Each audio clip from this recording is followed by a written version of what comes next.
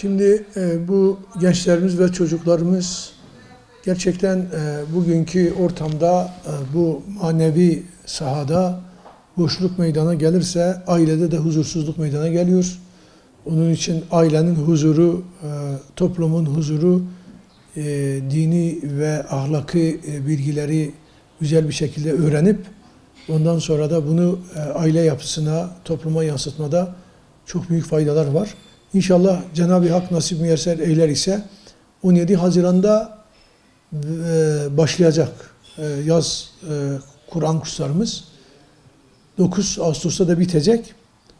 Bütün hocalarımız ve görevlilerimize şunu şu şekilde anlattık, seslendik. İlçe müftülerimizle de bir toplantı yaptık. Bütün il ve ilçe merkez camilerimizde, bütünce köy camilerimizde ve Kur'an kurslarımızda her gün sabahleyin saat 9'dan 1'e kadar inşallah her gün bütün Kur'an kurslarımızda Kur'an-ı Kerim dersi verilecek. İbadet, itikat, ahlaki bilgiler böyle güzel bir şekilde anlatılmaya çalışacaklar inşallah bizim hocalarımız. Bizim elimizden geldiği kadar bu kısa dönemde bunu en güzel şekilde nasıl değerlendirebiliriz? Bu kısa zamanı nasıl güzel bir şekilde çocuklara karınca kadarınca faydalı olmaya çalışırız? Bütün hocalarımız ve görevlilerimiz inşallah bu işin içinde olacak. Böyle bir anlayışla inşallah hareket edeceğiz. Kur'an kurslarımızda ve camilerimizde gerçekten o çocuklar Kur'an kurslarını, camileri görürlerse o mihrabı, o minberi, o kürsüyü, orada ezan okunacak, o ezanı dinledikleri zaman çocukta o yaşta bir iz bırakıyor. Ve çocuk büyüdüğü zaman da bunu unutmuyor. Onun için inşallah güzel bir iz ve izlenim bırakmak üzere hocalarımız ve camilerimiz, Kur'an kurslarımız hazırdır. Ailelere de şunu söylemek lazım. O çocuklar mutlaka camiyi, cemaati görsünler. Caminin o güzel havasından teneffüs etsinler ki o çocuklar annelerine, babalarına saygılı olacaklar. Niye? Çünkü Cenab-ı Hak Kur'an-ı Kerim'de buyuruyor ki efendim anne babanıza öf bile demeyin. Onları azarlamayın. Onların sözünü kırmayın. Onları incitmeyin. Yine Cenab-ı Hak ayet-i kerimede Allah'a ibadet edin. Hemen ayetin devamında anne babaya iyilikte bulunun. Anne babanın bizim üzerimizde hakları var. Dolayısıyla biz bu anne baba hakkını nerede öğreneceğiz? Mutlaka camilerde. Eğer biz İslam'ın o güzelliklerini, annenin, babanın ne büyük bir nimet olduğunu, bizim yetişmemiz için ne büyük fedakarlıklar yaptıklarını, biz bunları o Kur'an kurslarımızda, camilerimizde alıp öğrenmesek, bugün her büyüyen anne babasını unutuyor. Toplumda büyük küçük denilen bir olay zayıflıyorsa, büyüklere saygı, küçüklere sevgi azalıyorsa, bunu hiçbir yerde, bunun ilacı nerede? Bunun ilacı imani, İslami, Kur'an'ı edepte, ahlaktadır. Onu mutlaka bunlara söylememiz lazım, anlatmamız lazım. Göndermesek biz sorumluyuz, mesulüz. Çünkü o çocuklar Allah'ın bize bir emanetidir. Onun için hadis-i şerifte Hazreti Peygamber aleyhissalatu vesselam Efendimiz kullukum ra'an ve kullukum mes'ulun an ra'iyyetihi. Hepiniz çobansınız, hepiniz güttüğünüzden mesulsunuz, sorumlusunuz. Hadisin devamında diyor baba aileden, çoluk çocuğundan mesuldür. Anne de yine hadisin devamında çocukları güzel bir şekilde çocukları eğitip yetiştirmeden sorumludur. Ve hadisin bitiminde hepiniz çobansınız, hepiniz güttüğünüzden mesulsunuz. Bu hadis bize şunu söylüyor. Diyor ki ey anneler, ey babalar, ey büyükler, o çocuklar Allah'ın size bir emanetidir. Siz onların başındasınız, onlar size emanet edilmiş. Onlara o emanete güzel bir şekilde sahiplik yapın. O emanete sahiplik de onlara sahip çıkıp İslam'ın güzelliklerini onlara anlatmamızdan geçiyor. Onun için bu yaz Kur'an kurslarını güzel bir şekilde anneler babalar olarak önemseyelim. Hocalarımıza gerekli duyurular yapıldı. İnşallah hocalarımız da özen ve gösterecek, itina gösterecek. İnşallah biz de zaman zaman camilerimizi ziyaret edeceğiz. Bakalım bu çocuklar orada ne öğrendi, ne öğretiliyor.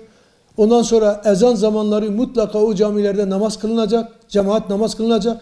Bu camiyi, cemaati bu çocuklar orada görecek.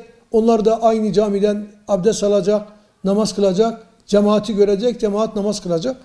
Biz inşallah bu gayret içinde olursak gelecek neslimiz o zaman iyi olur. Diyor ki bugünün küçükleri yarının büyükleri. Bu çocuklara güzel bir şekilde sahiplik edersek yarın inşallah ülkemiz, ailemiz güvenilir elde olur. Kendimizi de emniyette, huzurda hissederiz. Eğer biz bunları onlara söylemesek Allah muhafaza etsin. Bugün işte madde bağımlılığı çıkmış. Efendim büyük bir hastalık. Ondan sonra teknolojik bağımlılık çıkmış. O da başka bir dert, başka bir hastalık. Efendim bilgisayarın başında, cep telefonunun başında 4-5 saat böyle zamanını geçiriyor. Artık aklı, fikri, zikri hep oraya bağlanıyor. Çocukta bir maddi bağımlılık meydana geliyor. Teknolojik bağımlılık meydana geliyor. Bunun neticesinde çocuklarda rahatsızlık ve hastalıklar başlıyor. İnşallah bu camiler, bu Kur'an kursları o maddi manevi huzuru en güzel şekilde nasıl elde ederiz? İnşallah orada bunlar sağlanacak.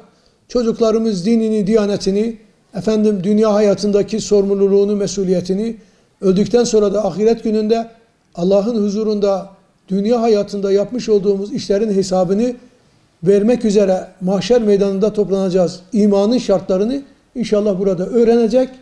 Allah'a imanı, peygambere imanı, ondan sonra meleklere imanı, ahiret gününe imanı çocuklar burada öğrenecek. İnşallah bunu öğrendikten sonra da dünyadaki sorumluluğunu, mesuliyetini bilinci içine girecek. O zaman dünyası da cennet olacak, ahireti de cennet olacak. Bugün toplum içinde en büyük arayışımız, en büyük sıkıntımız efendim ahirete imanın zayıf oluşu neticesinde bakıyorsun televizyonda bir sürü haberler çıkıyor. İnsanlar birbirlerine hakaret ediyor. Kul hakkı görüp gözetilmiyor. İnsanlar bir hiç uğruna öldürülüyor. Ailelerde bölünmeler, parçalanmalar meydana geliyor. İnşallah bu çocuklar bu Kur'an kurslarında bunları öğrenecek. Bu gibi felaket ve musibetlerden de bu şekilde bizim kurtulmamız sağlanacak. Bütün hedefimiz budur. Nasıl okula gidiyoruz? Öğrencimizin durumu ne? Efendim hangi derste başarılı, hangi derste başarısız? Bir günde bir Kur'an kursunu, camiyi ziyaret edelim. Diyelim ki bu çocuğun camide durumu ne? Nasıl öğreniyor mu, öğrenmiyor mu? Orada kendilerini gösterirlerse onların gidişi çocuklara bir güven verecek. Hocalarımıza da bir güzel moral verecek. İnşallah velilerimiz bu güveni, bu morali orada sağlayacak. Velilerimiz de bu işi takip eder, bize yardımcı olursa çok iyi olur. Geçen yıl yapılan istatistik çalışmalar neticesinde Bitlis il merkezi ve bağlı köylerinde 4300 olmuş. Bitlis il geneli de 15.505 kadar bir öğrencimiz olmuş. İnşallah bu sene bu öğrenci sayısı da daha çok artacak. Allah'ın izniyle bu öğrencilerimizin sayısının artması da bizim hocalarımıza ve velilerimize bağlıdır. Biz cemaat olarak bunlara sahip çıkalım. Öğrencilerimizi mutlaka bir dönem de olsa o camiyi, o cemaati görmesini sağlayalım.